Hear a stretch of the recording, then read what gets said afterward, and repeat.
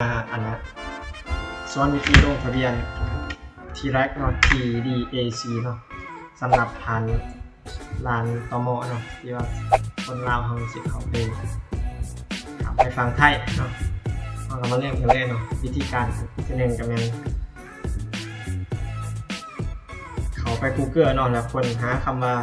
TDAC Immigration เนาะแล้วเขาก็จะมาเห็นหน้าตากันเนาะเขาไปอันที่หนึ่งเลย Thailand Digital Arrival Card เนาะสำนักงานตรวจคนเข้าเมืองเข้าไปแล้วมันก็จะมีซองทางเดียวคือเราเห็นเนาะอัปเดต Arrival Card กับ Arrival Card ถามว่าเขาอยากเปลี่ยนเนาะอยากเปลี่ยนหรือว่าอยากอัปเดตการ์ดเขาตอนมาเข้าตัวนี้เนาะแต่วันนี้ทีนี้เขาทันได้ลงทะเบียนยังเลยเนาะจะมาเข้าArrival Card นี่เนาะหลังจากเขาไปได้Arrival Cardแล้วมันก็จะมีซองให้เขาใส่เนาะคือในหน้าต่างเนาะอาจจะอิดหน่อย Family Name ต้องไปใส่เนาะแต่ว่าเพราะมันเป็นเครื่องหมายดอกจันเป็นชนะบังคับต้องไปใส่ Middle Name หมายถึงสื่อกลางสื่อเด่นเขาใส่ก็ได้แต่ต้องไปใส่ Family Name กรอกลงไปสมมติ Family Name TEM เนาะเขาไปใส่ในกระดาษ National Citizenshipจะมีอยู่ในพาสปอร์ตเนาะเพราะเขาเป็นลาวเนาะลาว L มาจะมาหา L ลาวมาติลาว first name ของเขา Aเนาะเป็นภาษาอังกฤษพาสปอร์ตเนาะคนได้เด็กพาสปอร์ตยกตัวอย่างพาสปอร์ตเนาะเลขที่สมมติเนาะตัวนี้ก็เป็นพาสปอร์ตเลขที่ของพาสปอร์ตตัวนี้ก็เป็นชื่อของเขามาเดซิมาอยู่ในหมวดตัว personal information เนาะ personal information ก็เป็นข้อมูลส่วนตัวเขาเนาะเป็นตัวงานวันเดือนที่เกิดเนาะวันเดือนที่เกิดใส่ไปตัวนี้ไม่ใช่บอกให้อันนั้นเนาะนี่ก็เขาพิมพ์ไปเลย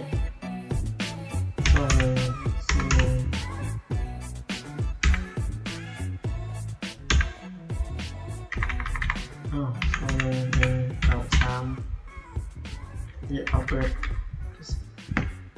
ปีเนาะตัวนี้ปี199สมมุติเดือน01/2-3กับแมนเดย์เนาะวันที่เนาะเนาะเพศตัวนี้ก็สิแม่นเฟมอเป็นผู้หญิงเนาะมอเป็นผู้ชายนะครับถ้าเป็นผู้ชายปกติเนาะมอเนาะแบบนี้ occupation นี่มัน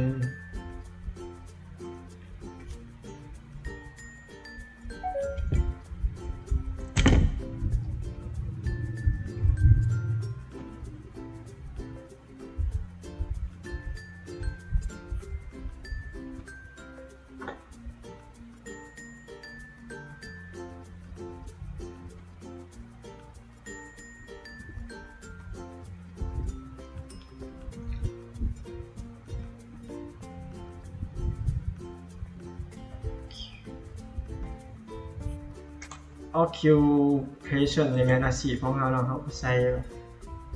สมมติว่าเขาเป็นประชาชนนี่ก็แม่นสมมติว่าตำรวจเนาะสมมติว่าเป็นตำรวจเนาะใส่ police ตัวอย่างเลยตัวนี้เนาะ police visa เลขที่ของวีซ่าตัวนี้บ่ใส่ก็ได้เนาะตัวนี้มันบ่เป็นหยังแต่ว่ามีเครื่องหมายดอกจันคือแนวนี้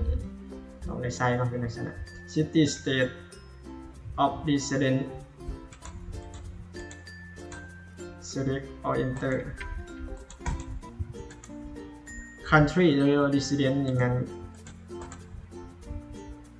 ลาวของกรรมติใช้ลาวเนาะค้นหาอยู่พี่เนาะ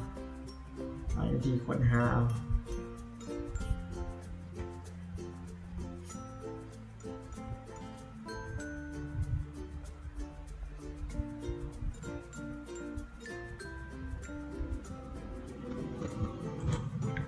LAO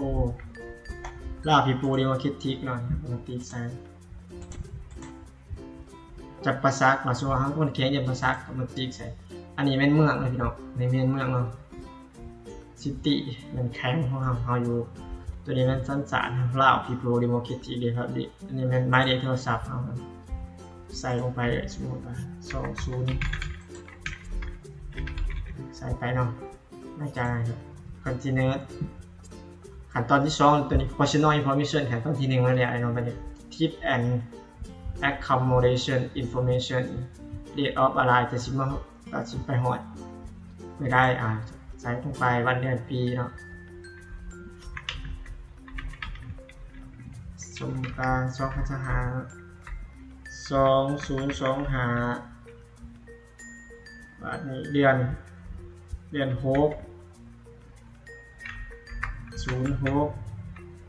วันที่14เนาะเราจะไปหอดYour border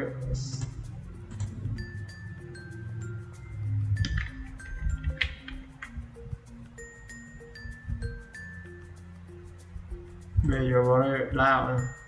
purpose to ride holiday ตัว purpose ride of ride นี่มันไปเฮ็ดหยังเนาะก็จะเป็นไปเฮ็ดหยังไปพักผ่อนบ่ไปเล่นกีฬาไปทำงานธุรกิจไปหาเงินวันอื่นๆมาในห้างฮอลิเดย์เราไปพักผ่อนนะวันนี้การเดินทางของเราเดินทางโดยที่โดยรถเรียกว่าทางอากาศเนาะทางน้ำเรียกว่าทางบกมาในนี้เขาจะเดินทางเป็นทางบกอีกใช้รถเนาะ mode of transport car เดินทางรถยนต์เนาะ flight number อันนี้ก็จะเป็นป้ายรถของเขาเลยตัวนี้พี่น้องป้ายรถสมมติว่าป้ายรถของสีตัวเนาะอันนี้ตัวนี้มัน departure information มันเมื่อเขาสิเช็คเอาท์แล้วเขาสิกลับบ้านเนาะหลังจากเขาไปหอดเขาสิกลับบ้านบางทีเอ็นพีไลน์เขาใช้ลงไปเขาสิเดินทางกลับเดินทางไปยังรถที่เก่าเนาะไปเด็กยังที่เก่าเนาะ accommodation จากนั้นครับเขาใส่หลังจากนั้นกับกด next ไปเลยพี่น้องในตัวนี้เขาสาธิตให้เพื่อนซื้อเราไปชิมอะไรเยอะเพื่อนเนาะที่ว่าตามเข้าไป